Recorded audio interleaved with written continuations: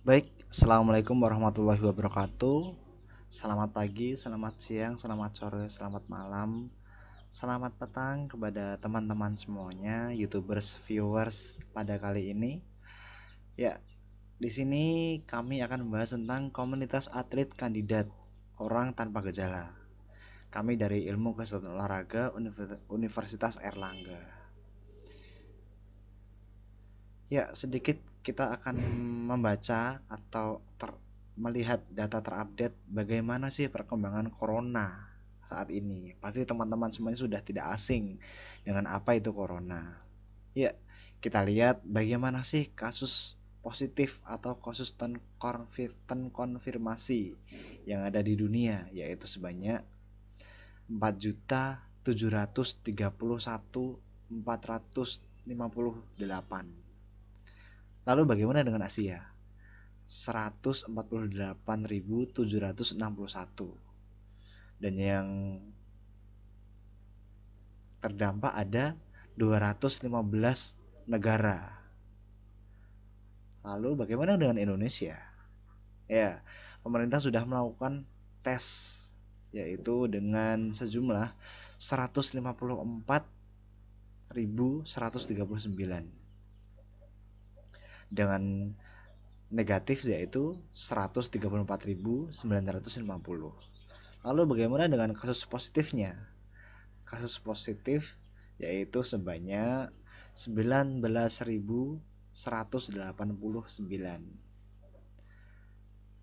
Ya, baik, tidak usah bertele-tele kita menuju ke data, tapi kita harus segera membahas bagaimana sih atlet bisa menjadi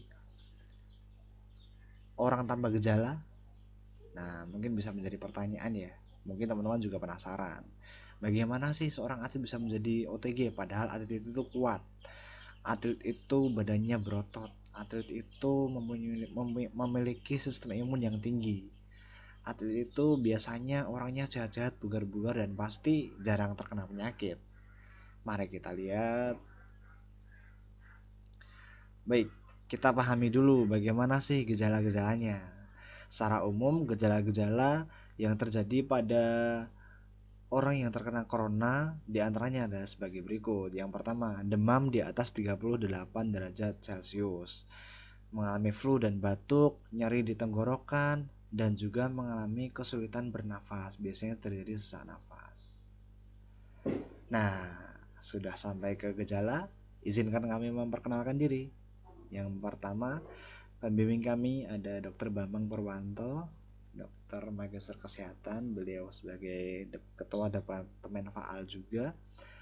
Ada teman-teman kami, yang pertama Devi Arianti, yang kedua Eka Arum Cahyaning Putri, yang ketiga Novadri Ayubi, yang keempat Fauzi Antoni, dan yang kelima Gosi Indra Firgriawan, dan saya sendiri Fajar Samsudin. Baik, orang tanpa gejala. Seseorang tidak bergejala dan memiliki resiko tertular dari orang konfirmasi COVID-19 atau orang yang kontak erat dengan kasus konfirmasi COVID-19. Yang kedua, seseorang yang terinfeksi dan menularkan tapi tanpa merasakan gejala seperti batuk dan sesak napas. Jadi ringan-ringan saja, hanya sekedar batuk dan sesak napas. Yang ketiga, individu bisa menjadi OTG karena kapasitas vital paru yang besar dan VO2 max yang besar. Lalu apa sih itu kapasitas vital? Nah, sebelum membahas selanjutnya akan kita memahami dulu apa itu kapasitas vital, karena ini nanti akan menjadi bahasan yang akan kita lanjutkan terus-menerus. Ya, di sini ada diagram pernafasan. Yang dimaksud dengan kapasitas vital itu adalah tidal volume atau bagaimana seseorang bernafas secara normal. Tidak usah diperdulikan yang diagram ke atas ke bawah ini ya, karena yang atas ini adalah ketika seseorang menarik nafas sedalam-dalamnya atau inspirasi semaksimalnya, dan ini ekspirasi semaksimalnya. Nah, yang terjadi pada atlet itu kapasitas vitalnya atau tidal volumenya itu lumayan tinggi, tidak seperti orang-orang biasa. Nah, lalu bagaimana? Kita lanjutkan. Nah, ini sama seperti tadi. Kandidat OTG itu ada apa aja sih? Tenaga kesehatan yang tidak menggunakan APD sesuai standar, seseorang dengan riwayat berpergian ke daerah pandemi, seseorang yang berinteraksi dengan pasien COVID, dan atlet. Kenapa atlet bisa menjadi OTG? Karena atlet memiliki tidal volume yang kapasitasnya besar. Sehingga ketika atlet tersebut memiliki kapasitas tidal yang besar, ketika terjadi pneumonia atau ini nih, ada hasil foto ronsen pasien. Dari hasil foto ronsen pada pasien, hasil ronsen pada atlet membuat dokter bingung. Hasil ronsen pneumonia, tapi individu atlet masih bercanda dan berjalan beraktivitas tanpa sesak napas atau tanda-tanda gejala. Karena apa? Ya karena kapasitasnya besar. Dari pneumonia tersebut hanya sedikit mengurangi dampak dari kapasitas vital tersebut.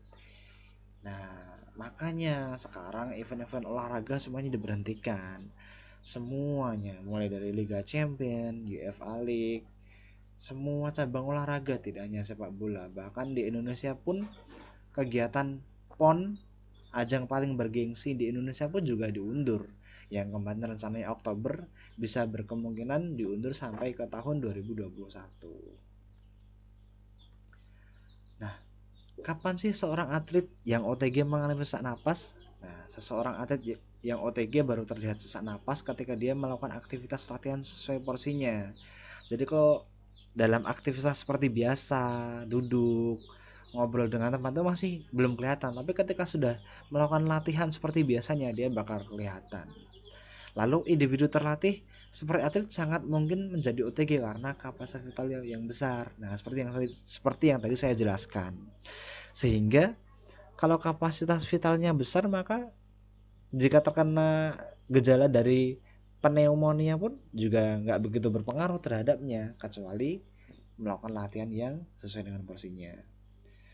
Dan atlet yang beraktivitas orang biasa atlet tidak membuat dia sesak napas atau batuk, makanya dia tidak menunjukkan gejala COVID. Jadi teman-teman yang biasa berkumpul dengan komunitas olahraga harus hati-hati karena punya potensi tertular. Ya, hati-hati ya. Baik, ini ada penelitian bahwa dari studi yang dilakukan di Rumah Sakit Hong Kong pada atlet telah ditemukan 20-30% penurunan fungsi paru pada atlet. Sehingga kecenderungan fisik akan menurun karena kapasitas vitalnya tidak bekerja secara maksimal. Dari tadi ngomongin teori, lalu faktanya di mana ya? Buktinya di mana ya? Baik, sekarang akan saya perlihatkan bukti bahwa atlet-atlet juga mengalami COVID-19. Nah, ini ada pemain dari luar negeri, mulai dari Marual Fellaini gitu aja ya teman-teman. Fellaini ini dari pemain bola yang sekarang di Bayern Munchen, dulunya di Chelsea. Selanjutnya ada Paulo Dybala, dia dari Juventus. Pasti semuanya tahu kalau menyenangi dunia sepak bola karena Paulo Dybala ini sangat terkenal di sepak bola. Dia adalah gelandang sayap kiri dari tim Juventus. Dan selanjutnya ada striker dari Chelsea, Callum Hudson-Odoi. Ini juga terkenal karena dia masih berusia muda namun bisa menjadi striker andalan dari tim Chelsea. Ada siapa lagi memangnya? Nih, masih ada banyak. Ini juga pemain bola. Ada Timo Hubbers, James Horn, Daniel Rugani, Michael Arteta.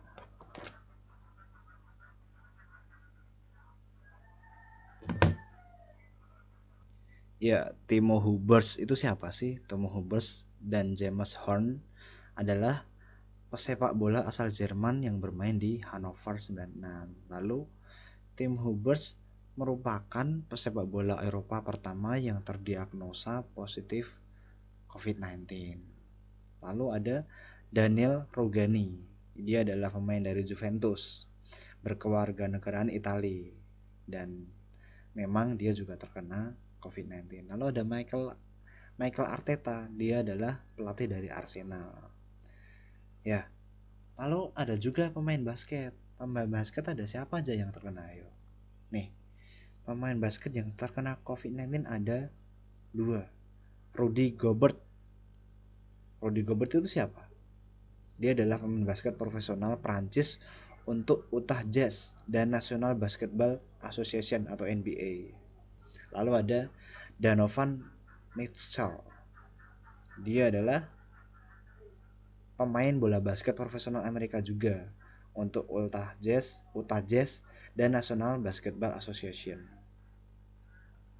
Baik, ada atlet balap sepeda.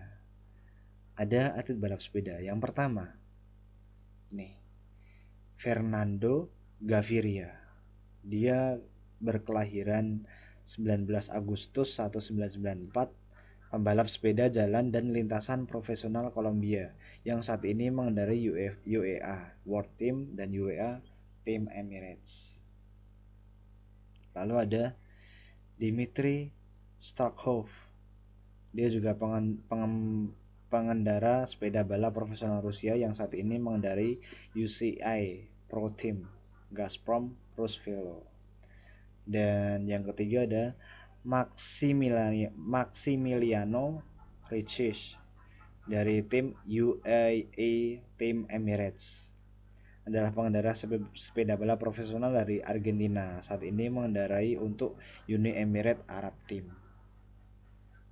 Lalu bagaimana dengan di Indonesia? Ada, ini dia.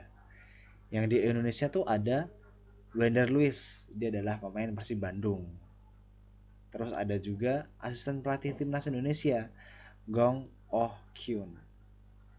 Nah, itu ya teman-teman. Memang banyak atlet yang terkena COVID-19. Lalu kita sebagai orang biasa harus bagaimana untuk mengatasi itu? Nah, ini yang bisa kita lakukan. Bentuk olahraga untuk meningkatkan kapasitas vital paru saat pandemi COVID-19. Ada banyak cara. Di sini kita sebutkan beberapa yang mungkin bisa teman-teman lakukan. Yang pertama treadmill, sepeda statis bisa, berenang di kolam pribadi, atau jogging. Jogging di luar boleh, tapi jangan sampai bersentuhan dengan orang ataupun benda, apapun itu. Usahakan tetap physical distancing, jaga jarak dengan orang ketika bertemu di jalan. Sebisa mungkin kalau bisa ya cukuplah olahraga di teras rumah, di dalam rumah, atau di halaman rumah. Yang penting harus terjaga kita terhadap jarak dengan orang lain atau benda-benda yang belum pernah kita ketahui itu dipegang oleh siapa saja. Nah, olahraga itu meningkatkan kapasitas vital paru dan menumbuhkan respon stres. Nah, ini adalah suatu upaya untuk menaikkan mental kita, menaikkan bagaimana menumbuhkan respon stres kita terhadap COVID-19. Karena kan sekarang banyak sekali ya orang-orang yang rasanya tuh kayak khawatir banget, stres banget terhadap COVID-19 ini. Nah, salah satu solusinya apa ya? Kita bisa melakukan olahraga, karena olahraga itu bisa memberikan hormon endorfin kepada kita semuanya agar kita bisa bahagia, senang, dan ceria.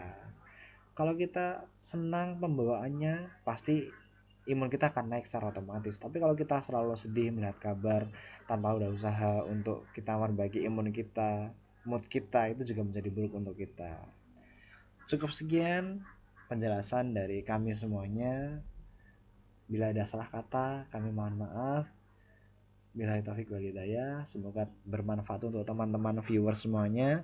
Wassalamualaikum warahmatullahi wabarakatuh.